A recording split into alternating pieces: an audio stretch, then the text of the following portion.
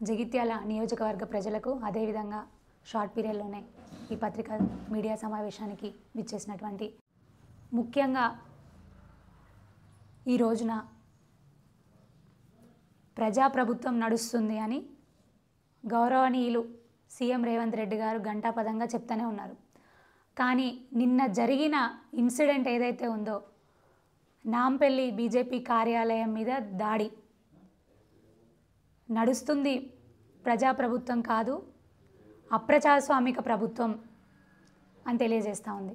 అంతకు ముందు జరిగినటువంటి హైడ్రా పేరు చెప్పుకొని బీదల ఇళ్ల మీద జేసీబీ దాడులు ఏదైతే చేసిందో ప్రజాప్రభుత్వం కాదు ప్రజల నడ్డి విరిచే ప్రభుత్వం అని చెప్తా ఉంది. వాళ్ళు ఏదైతే హామీలు ఇచ్చి గద్దెనెక్కినరో ఆ హామీల మీద కంటే ఎక్కువగా వాళ్ళ ఇంట్రెస్ట్ ప్రజల నడ్డి ఎక్కడ విరిచాలనా, ప్రజల్ని ఎంత ఎక్కువగా కష్టపెట్టుకోవాలా, ప్రజల్ని ఎంత ఎక్కువగా ఏడిపించాలా, ప్రజల కోసం కొట్లాడుతున్నటువంటి ఆపోజిషన్ని ఏ రాళ్లతో కొట్టాలా, ఏ కర్రలతో కొట్టాలా, ఏ విధంగా దాడులు చేయాలా, ఏ విధంగా రౌడీయిజం చేయాలా అనే ఆలోచన ఉందే తప్ప మేము ఇచ్చినటువంటి హామీలను ఎలా నెరవేర్చాలి, ప్రజలకు అందే ఫలాలను ఇంకా ఎక్కువగా కింది స్థాయి వరకు పోయే విధంగా ప్రణాళికలు ఎలా వేయాలని ఆలోచించకుండా ఇష్టారీతిన ప్రవర్తిస్తున్న ప్రభుత్వం కాంగ్రెస్ ప్రభుత్వం, రాష్ట్రంలో ఉన్నటువంటి కాంగ్రెస్ ప్రభుత్వం, సీఎం గారు రేవంత్ రెడ్డి గారు. నిన్న బీజేపీ కార్యాలయం మీద దాడి చేస్తూ ఇష్టం ఉన్నట్టు రాళ్లతో కొడితే ప్రధాన కార్యదర్శి గారు, బీజేపీ రాష్ట్ర ప్రధాన కార్యదర్శి కాసం వెంకటేశ్వర్లు గారి తలకు తీవ్రమైన గాయమైంది. దానికి సమాధానం ఎవరు చెప్తారండి? ఇదేమన్నా రౌడీజమా? కాంగ్రెస్ కార్యకర్తలు ఇష్టారీతిన ప్రవర్తిస్తూ ఇష్టారీతిన రాళ్ళు రువ్వుతూ ఉంటే చర్యలు తీసుకోవాల్సిన పోలీసులు మా రక్షక భటులైతే చోద్యం చూస్తూ ఉన్నటువంటి తరుణం కనిపిస్తూ ఉంది. అక్కడ ఖచ్చితంగా చెప్తా ఉన్నాం, బీజేపీ కార్యకర్తలు తలుచుకుంటే సెకండ్ పడుతుంది, నిమిషం కూడా కాదు, ఒక సెకండ్ పడుతుంది. ఉఫ్ఫుమని ఊదితే కొట్టుకొని పోయి ఎక్కడో ఉంటుంది ఈ కాంగ్రెస్ పార్టీ. నిజంగా చెప్తా ఉన్నా, బీజేపీ కార్యకర్తలు కమల దళం, కమల సైన్యం ఒక్కసారి తలుచుకొని దండెత్తి వస్తే మీకు దాక్కోవడానికి ఒక చిన్న ప్లేస్ కూడా దొరకదు, మీరు చేరడానికి ఒక చిన్న సందు కూడా దొరకదు. ఎక్కడికక్కడ ఉరికించుకుంటే కొట్టే రకంగా ఉంటారు. కానీ వాళ్ళు ఎక్కడికక్కడ కూడా ఆగుకుంటూ వస్తే ఇష్టారీతిన మీరు దాడులకు పాల్పడుతూ మీరు చేసేది ఇదా? సీఎం రేవంత్ రెడ్డి గారు మీ కార్యకర్తలకు మీరు చెప్పేది విధానం, మీరు నేర్పించే పద్ధతి ఇదేనా? నిన్న కనిపించింది ఒకటి, అందరికీ కనిపించింది. అంతకు ముందు కూడా చాలా వరకు ప్రజల మీద ఎక్కడికక్కడ దాడులు జరుగుతూనే ఉన్నాయి. మొన్నటికి మొన్న జాబుల కోసం యువకులు రోడ్డెక్కితే వాళ్ళను ఇలానే రౌడీయిజం చేస్తూ వాళ్ళని ఇలానే కొట్టించిండ్రు. మహిళలు, ఉద్యోగులు వాళ్ళ హక్కుల కోసం, వాళ్ళ హక్కులు మామూలుగా వాళ్ళకు రావాల్సిన హక్కులే, మీరు ఇచ్చిన హామీలో ఉన్న హక్కులే అడిగితే పాపం అంగన్వాడీలను, ఆశా వర్కర్లను ఎక్కడికెక్కడ వాళ్ళను కొట్టించిండ్రు. అసలు అంటే మీరు ఎవరి మీద దాడి చేయకుండా ఉన్నారు? ఒక్కసారి చెప్పండి, ఒక్కసారి ఆలోచించుకోండి. సీఎం రేవంత్ రెడ్డి గారు అడిగితే ప్రతి ఒక్కరి మీద దాడి. అక్కడేమో అలా జరుగుతుంది. నిజంగా పూర్తిగా దీన్ని మేము ఖండిస్తూ ఉన్నాము. నిన్న ఏదైతే నాంపల్లి బీజేపీ కార్యాలయం మీద, స్టేట్ కార్యాలయం మీద ఏదైతే దాడి జరిగిందో మేము అందరము ఖండిస్తూ ఉన్నాము. మరొక్కసారి హెచ్చరిస్తూ ఉన్నాము, బీజేపీ పార్టీ జోలికి వచ్చినా, మా కార్యకర్తల జోలికి వచ్చినా, కార్యాలయాల జోలికి వచ్చినా సహించేది లేదు, చూస్తూ ఊరుకోం. ఏ విధంగా బుద్ధి చెప్పాలో ఆ విధంగా బుద్ధి చెప్తాం ఖచ్చితంగా. మరి అక్కనేమో ఆ విధంగా గొడవలు అవుతుంటే మన జగిత్యాల విషయానికి వస్తే, జగిత్యాల నియోజకవర్గంలో ఉన్నటువంటి నాయకులు మేము బీఆర్ఎస్ నుంచి వెళ్ళలేదు, కాంగ్రెస్లో చేరలేదు అని చెప్తారు. ఎమ్మెల్యే సంజయ్ కుమార్ గారు ప్రముఖ ఛానల్లో అందరం చూసినాం అది ఇంటర్వ్యూని. బీఆర్ఎస్ నుంచి నేను వెళ్ళలేదు, కాంగ్రెస్లో చేరలేదన్నారు. మరి నిన్న చూస్తే డిచ్పల్లిలో వాళ్ళదో మీటింగ్ అయింది, నిజామాబాద్ పార్లమెంటరీ సంబంధించినటువంటి ముఖ్య కార్యకర్తల మీటింగ్ అయింది. అక్కడ ఏంటా అని చూస్తే ముందుగా స్టేజ్ మీద కూర్చున్నారు. మైక్ పట్టుకొని మాట్లాడినరు, ఫ్లెక్సీలలో చూస్తే ఫోటోలు ఉన్నాయి. మరి ఎందుకండి మీరు వెళ్ళినరు? మీరు కాంగ్రెస్లో జాయిన్ కాలే కదా, అది పార్టీ మీటింగ్ కదా, ఎమ్మెల్యేల మీటింగ్ కాదు కదా, మీరు ఎందుకు వెళ్ళారండి? ఒకసారి ప్రజలకు సమాధానం చెప్పండి. మీరు అన్నారు కదా ఒక ఇంటర్వ్యూలో, నేను జాయిన్ అవ్వలేదు, నేను చేరలేదని. నిజంగా చెప్పాలంటే జగిత్యాల నియోజకవర్గంలో చీమలు పెట్టిన పుట్టలో విషసర్పం చేరింది సంజయ్ కుమార్ పేరుతో. పెద్దలు గౌరవనీయులు ఎమ్మెల్సీ జీవన్ రెడ్డి గారు నిజం చెప్పాలంటే కాంగ్రెస్ పార్టీని పెంచుతూ పోషిస్తూ వస్తున్నారు గత 40 సంవత్సరాలుగా.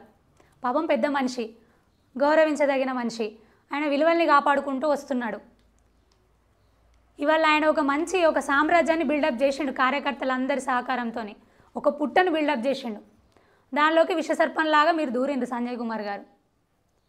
దూరి నా రీతిన ప్రవర్తిస్తున్నారు, ఇష్టం వచ్చినట్టు చేసుకుంటున్నారు. పాపం పెద్ద మనిషిని నిన్న బయట నిలబెట్టే మీటింగ్లో మీరందరూ చూసే ఉన్నారు.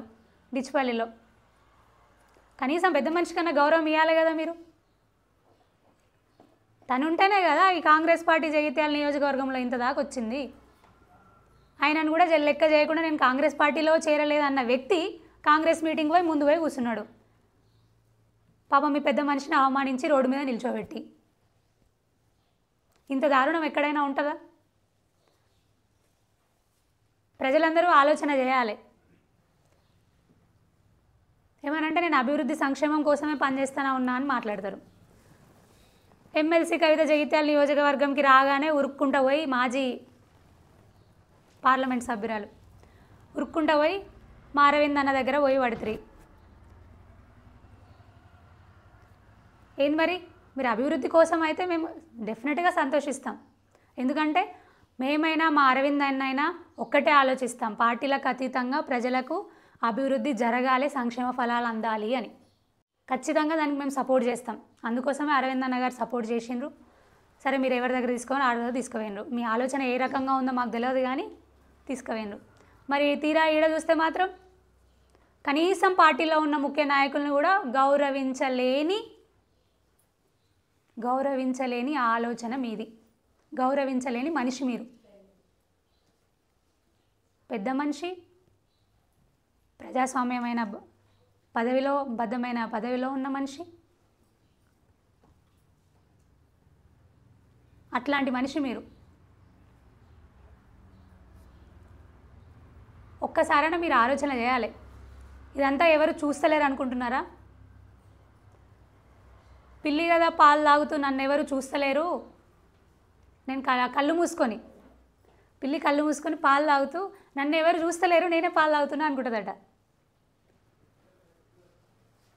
పచ్చకామర్లు ఉన్న వాళ్ళకి లోకమంతా పచ్చగా కనిపించినట్టు మరి మీరు ఏ కంటితో చూస్తున్నారో మీకు ఎట్లా కనిపిస్తుందో. నేను అభివృద్ధి ప్రదాతని అని మీకు మీరే చెప్పుకుంటున్నారట కదా. సరే మీరు అభివృద్ధి చేస్తే మంచిదే, మరి ఎక్కడ అయితే ఎక్కువగా ఏం కనిపించట్లేదే. జగిత్యాల టౌన్లోనే జరగాల్సిన అభివృద్ధి చాలా ఉంది. ఇటు యావర్ రోడ్ కానివ్వండి, మేము ఎప్పుడు అదే అడుగుతాం, యావర్ రోడ్ కానివ్వండి. అంతెందుకు, ఇప్పుడు ఈ మా ఆఫీస్లో మీటింగ్ జరుగుతుంది కదా, ఈ పక్కన ఉన్నటువంటి కాంతి భవన్ నుంచి బైపాస్ని కనెక్ట్ చేస్తున్నటువంటి పెద్ద రోడ్ ఉంది. అది నేను చైర్మన్ హయాంలో ఉన్నప్పుడే 20 లక్షలతో శాంక్షన్ అయి ఉంది. మీరు ఎందుకు జరిపించట్లేదు చెప్పండి, మీరు ఎందుకు ఆపుతున్నారు చెప్పండి. అట్లాంటి చాలా పనులు ఉన్నాయి, రోడ్లు కానివ్వండి, డ్రైనేజీలు కానివ్వండి, చాలా పనులు ఉన్నాయి. ఇదివరకు నేను చెప్పాను, దాని మీద సమీక్ష నిర్వహించండి ఒక్కసారి. అట్లా నియోజకవర్గంలో చాలా పనులు ఉన్నాయి. సంతోషం, మొన్నటికి మొన్న మేము ఎప్పుడు అడుగుతూనే ఉన్నాము, మేము ఎప్పుడు నిరసన తెలియజేస్తూనే ఉన్నాము. బీర్పూర్ మండల్లో ఒక్క పిహెచ్సి లేదంటే మొన్నెళ్ళి కొబ్బరికాయ కొట్టినట్టున్నారు కదా. అవి నేషనల్ హెల్త్ మిషన్ కింద వచ్చిన ఫండ్, కేంద్ర ప్రభుత్వం వచ్చిన నిధులు. చాలా సంతోషం.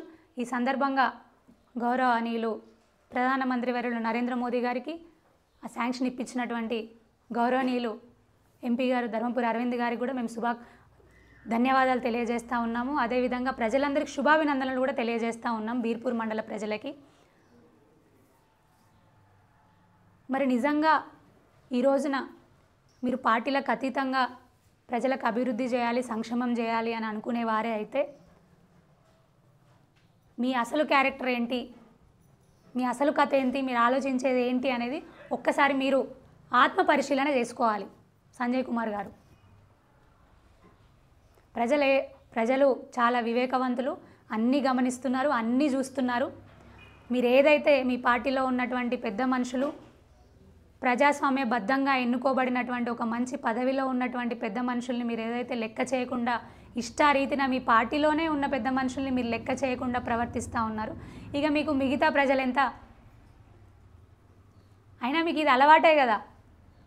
పార్టీలో ఉన్న వాళ్ళు మహిళలు అయితేనేమి, ఎవరైతేనేమి వాళ్ళని టార్చర్ చేయాలి, బయటికి పంపించాలి, మీరు ఒక్కరే పెత్తనాలని అనుభవిస్తూ ఊరేగాలి అని మీరు గతంలో అనుకున్నదే కదా. ఇది తెలిసిందేనా? చాలామంది మహిళలు కానివ్వండి, మీరు ఇదివరకు ఉన్నటువంటి పార్టీలో ఉన్నటువంటి ప్రజాప్రతినిధులు కానివ్వండి, కార్యకర్తలు కానివ్వండి, స్టేజీల మీద డైరెక్ట్గా వాళ్ళ గోడు వెళ్ళవేసుకున్న తరుణం చాలామంది మీడియా మిత్రులు చూసిండ్రు, జగిత్యాల ప్రజలందరూ కూడా చూసిండ్రు. ఇప్పుడు నిన్న మళ్ళీ డిచ్పెల్లిలో జరిగిన సంఘటన మళ్ళీ మీ అసలు ఆలోచన విధానం ఏంటి, మీ మనస్తత్వం ఏంటని మళ్ళీ ప్రజలందరికీ తెలిసేలా చేసింది. రండి, ఇప్పటికైనా కొంచెం బుద్ధి తెచ్చుకోండి. అందరినీ కలుపుకొని పోతూ అందరికీ మంచి చేస్తూ ప్రజలు ఒక్కటే అనుకుంటారు.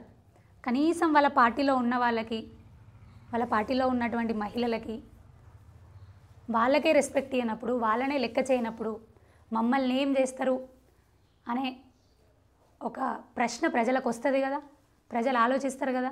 మరి అట్లాంటప్పుడు కనీసం నీ ఇంట్లోనైనా నువ్వు మంచిగా చూసుకో, తర్వాత నువ్వు బయట గురించి ఆలోచించు. అట్లయితే ప్రజలు చాలా సంతోషిస్తారు.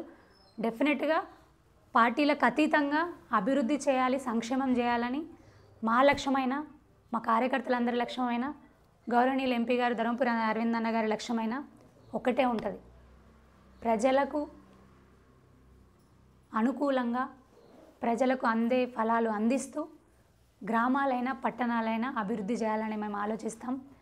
అంతేగాని ఇష్టారీతిన ప్రవర్తిస్తూ, రౌడీయిజం చేస్తూ, కార్యాలయం మీద దాడులు చేస్తూ, ప్రశ్నించే గొంతుకలను నొక్కేస్తూ ఇష్టారీతిన ప్రయత్నాలు చేస్తామంటే మాత్రం ప్రజలు ఊరుకోరు. కమల సైనికులం, బీజేపీ కార్యకర్తలం, బీజేపీ నాయకులు కూడా ఎవ్వరూ ఊరుకోరని మరీ చెప్తున్నాను. మొన్నటికి మొన్న రైతులు కూడా రోడ్డెక్కిన పరిస్థితి. అన్నం పెట్టే రైతన్నలకి 5,000 గుక్క లోపలికి పోని పరిస్థితి ఏర్పడింది ఈ రోజున. ఎవరి ప్రభుత్వం వల్ల? మీరేదైతే ప్రజాప్రభుత్వం అని చెప్పుకుంటున్నారే దానివల్లనే కాదా? రేవంత్ రెడ్డి గారు వచ్చిన తర్వాత పెనం మీద నుంచి పొయ్యిలో పడ్డ పరిస్థితి అయింది. ప్రతి ఒక్క వర్గంది, రైతులది కానివ్వండి, యువకులది కానివ్వండి, మహిళలది కానివ్వండి, ఇటు ఉపాధ్యాయులది కానివ్వండి, అంగన్వాడీలు కానివ్వండి, ఆశా వర్కర్లు కానివ్వండి, ఆటో డ్రైవర్లు కానివ్వండి, మా మీడియా మిత్రులు కూడా, మా ప్రెస్ మిత్రులకు కూడా ఎన్నో హామీలు ఇచ్చిండ్రు కదా. మీరు ఈ రోజున పీక్స్లో పబ్లిసిటీ చేసుకుంటున్నారు కదా. చేసింది ఘోరంత అయితే పబ్లిసిటీలో కొండంత చెప్పుకుంటున్నారు, ఎవరెస్ట్ శిఖరం అంతా చెప్పుకుంటున్నారు.